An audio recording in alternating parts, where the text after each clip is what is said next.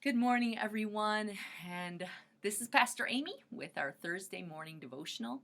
This week it's from Exodus chapter 32, verse 11a, which says, "But Moses sought favor from the Lord his God." The sermon series that we're going through right now is about being real, the art of humility. And this past week we talked about the story of the golden calf.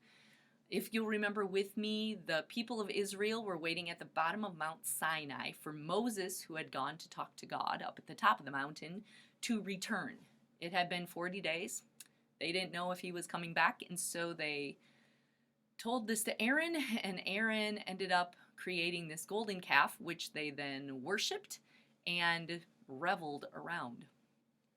So, up at the top of the mountain, God is still talking with Moses. And he talks to Moses specifically about what the people had done, how he was angry at them, and he would destroy them and raise up a new people for God's self from Moses himself. Matter of fact, he says this to Moses in verse 10. "So now, leave me alone so that my anger can burn against them." In Hebrew understanding, anger is demonstrated through your nose. The shorter your nose, the more angry you are, and the longer your nose is, the more calm your face is, the more patient you are. Matter of fact, you've probably heard from the Psalms before, the Lord is slow to anger. That directly translated from Hebrew says, the Lord has a long nose. So, in this particular situation, God demonstrates God's anger.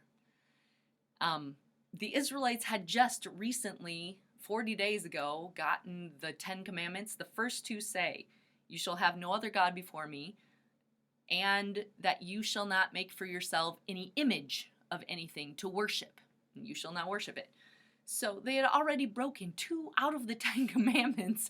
And so you can understand when God says that his anger was burning against them. Direct translation, it says his nose was aglow. Glowing nose God is not good. What would you do? I would probably run away or let God do God's thing, because sometimes when others are angry around us, that seems like the easiest way to kind of let that vent. But Moses does not take that way. And Moses, in an act of humbleness before the Lord, our verse that we're talking about this morning says, "But Moses sought favor from the Lord his God." This idea of seeking favor is roughly translated here. He rubbed until smooth the face of God. I almost imagine this as I've seen in dramas, or maybe even have experienced as a parent, where you have a child that is crying in front of you and they're so angry, they just so frustrated, and you take their face in your hands and you gently rub one cheek and get those tears off of there from their anger, and just kind of hold it until they've calmed down enough to be able to experience everything else that they're kind of going through. And that's what this demonstration of Moses is about.